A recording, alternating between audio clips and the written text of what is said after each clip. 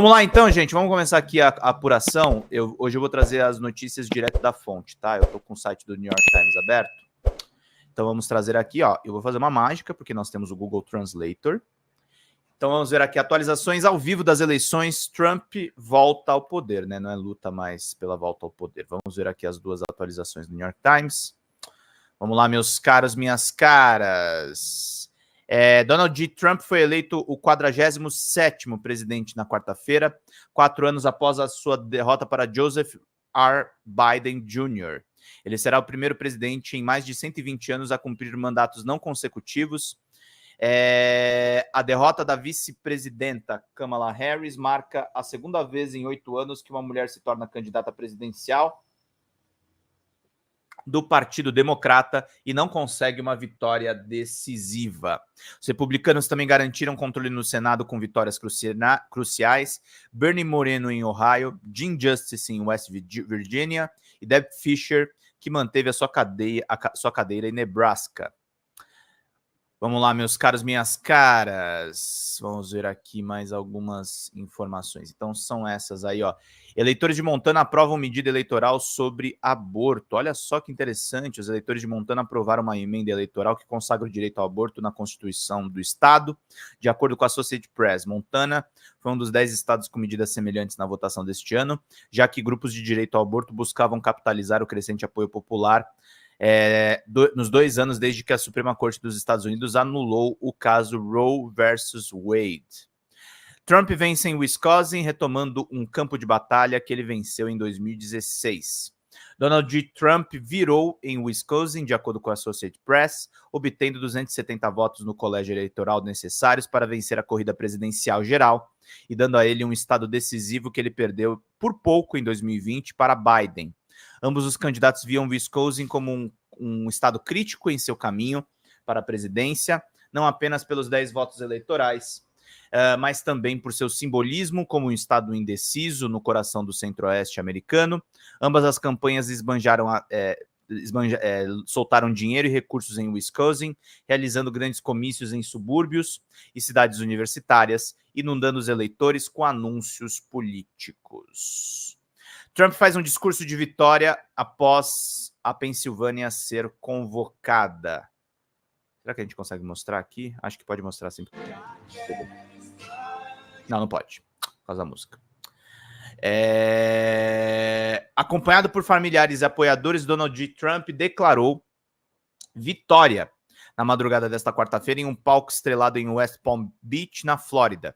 Conseguimos a coisa política mais incrível, disse Trump, dirigindo-se aos apoiadores reunidos em uma festa de observação da campanha, antes que a maioria dos principais veículos de notícias anunciassem a corrida. Esse foi o maior movimento político dos últimos tempos, acrescentou ele.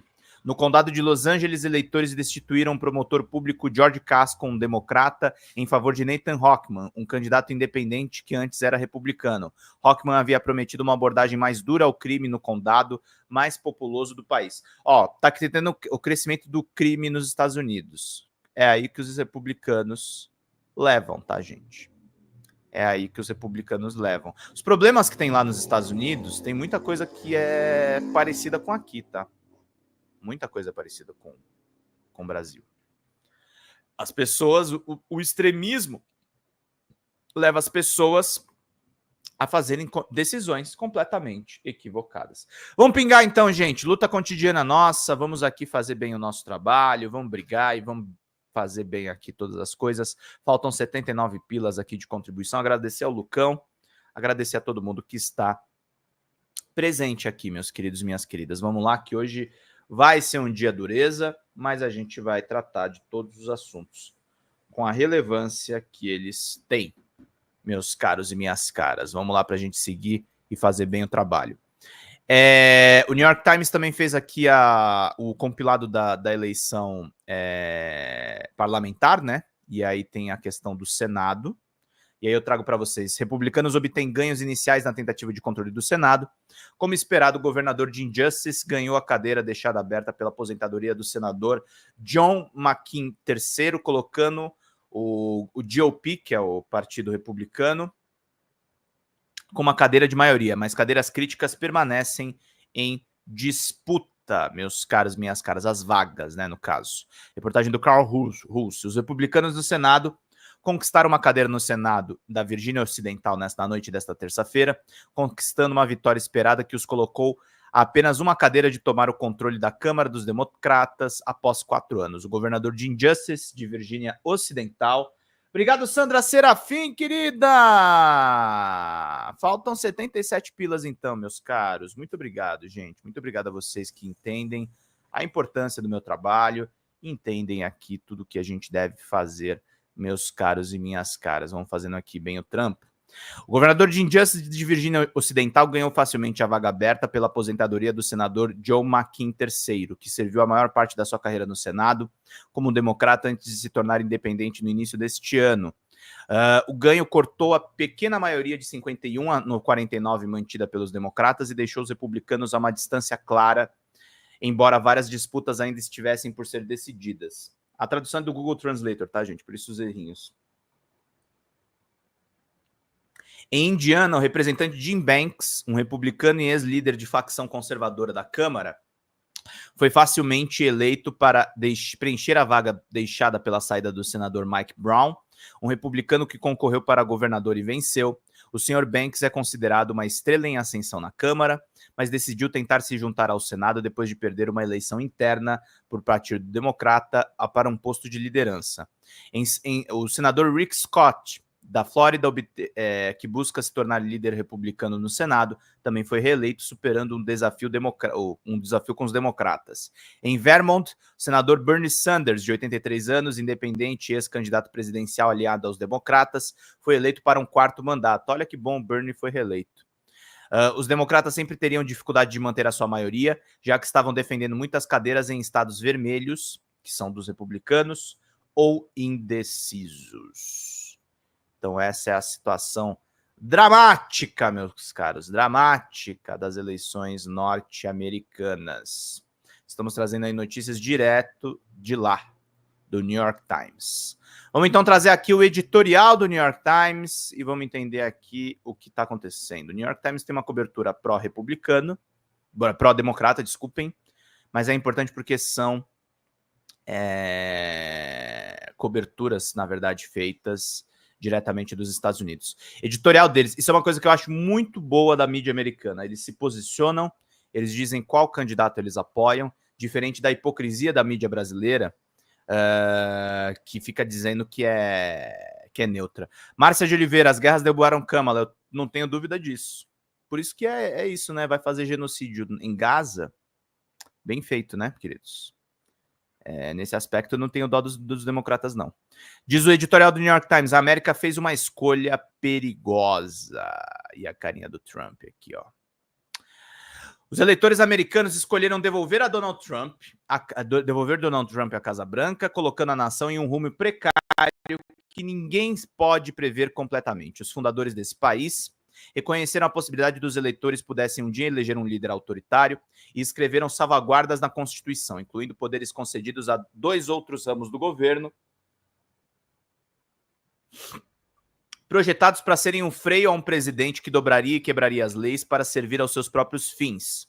E eles promulgaram um conjunto de direitos, mais crucialmente a primeira emenda, para os cidadãos se reunirem, falarem e protestarem contra as palavras e as ações do seu líder.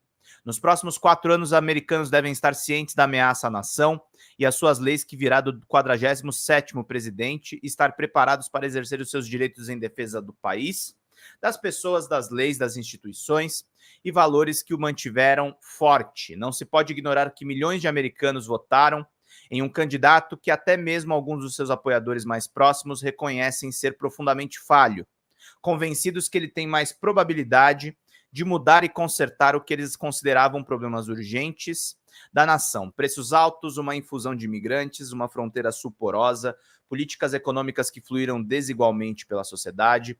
Alguns votaram por uma profunda insatisfação com o status quo, a política ou o estado das instituições americanas de uma forma mais ampla.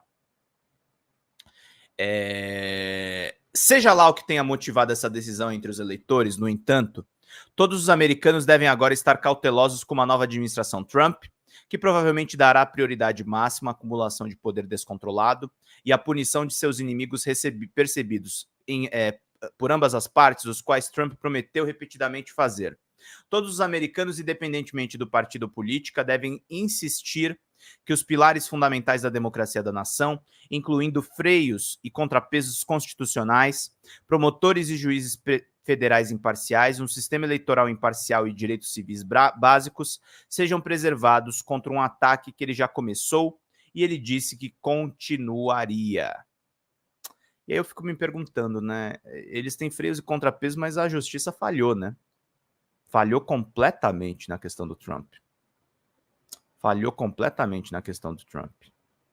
Então eu acho que, enfim. Nesse ponto não pode haver ilusões sobre quem é Donald Trump e como ele pretende governar.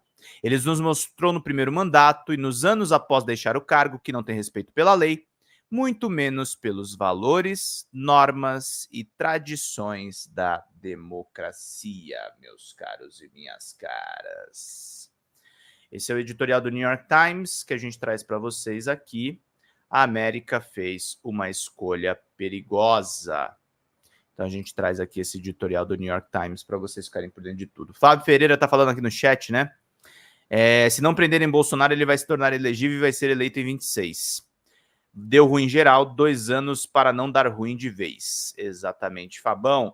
E fala pessoal da Folha Democrata, que é Pedro Zambarda, editor do canal, falar um pouquinho a respeito da necessidade de vocês financiarem a Folha Democrata, gente. A Folha Democrata é financiada através de um Pix chamado Folha Democrata, é o endereço do Pix, né? folhademocrata@gmail.com. Nós precisamos do nosso jornalismo financiado por vocês que são do nosso público, porque nós passamos vários perrengues aqui com o YouTube, vocês sabem muito bem. E mesmo assim, graças a essa comunidade muito unida, a gente conseguiu fazer lives históricas, acompanhar praticamente ao vivo a campanha do Guilherme Boulos, trazer informações exclusivas a respeito de Gustavo Gayer, de Olavo de Carvalho, de todos os bolsonaristas, combater as fake news e tudo o que a gente acompanha. Por R$80 no nosso Pix você ganha um curso de roteiro para série, o que é muito importante se você é artista, roteirista, se você lida com essas práticas da economia criativa. Outra forma de você colaborar também é se tornando membro aqui do nosso canal. Isso é muito importante para você fazer as suas atividades por aqui, porque você tem acesso a vídeos exclusivos e nós temos um curso de jornalismo básico para você poder acompanhar a partir de R$5, que é ministrado por mim. A gente tem aí quase uma dezena de aulas e muito conteúdo para você poder acompanhar. Meus caros, minhas caras, financiem o jornalismo independente, financiem o jornalismo que se posiciona à esquerda, financiem o jornalismo na internet, que traz informações confiáveis, checadas, que cruza informações e que trata você, que é o nosso público, de uma maneira muito séria. Vida longa e próspera, gente. Cuidem dos seus. Até mais. Tchau, tchau.